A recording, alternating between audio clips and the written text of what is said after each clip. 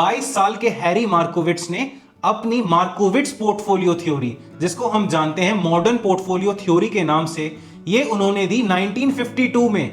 फिर भी इसको 25 साल क्यों लगे लाइमलाइट में आने में, आइए देखते हैं।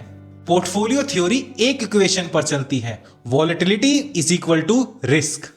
तो 1952 से 1974 तक मार्केट ने दिखाई बहुत अच्छी रैली, तो कोई परेशान नहीं था। लेकिन 1974-75 में ऐसा डिप्रेशन आया कि प्राइसेस आधे हो गए। बड़े बड़े इन्वेस्टर्स के पोर्टफोलियो तो 1/3 हो गए। हमारे वॉरेन बफे जी की बर्कशायर हैथवे भी 48% के लॉस में थी उस साल।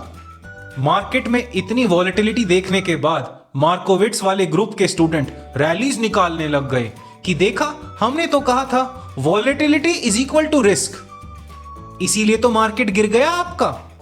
उसके बाद अगर आप डाउ जोन्स का परफॉर्मेंस देखेंगे, 1963 से 1982 तक डाउ जोन्स गेव 0% रिटर्न। अब जब मार्केट 0% रिटर्न देगा तो पुरानी स्ट्रैटेजीज वाले इन्वेस्टर तो कब का उसको छोड़ चुके होंगे, तो इन्वेस्टर्स देखने लग गए नई स्ट्रैटेजी कहीं से मिले। इतने में ही डैनियल कानेमन लेके आए अपनी लॉस एवर्जन थ्योरी। उन्होंने बताया कि अगर हमारे पास दो स्टॉक हैं, एक में हमें 10% का लॉस होता है, दूसरे में हमें 10% का प्रॉफिट होता है, इसमें हमारा ब्रेन कैसे रिएक्ट करेगा। उन्होंने बोला कि 10% का लॉस हमें ज्यादा चुभेगा, 10% का प्रॉफिट से इतनी खुशी नहीं मिलेगी हमें।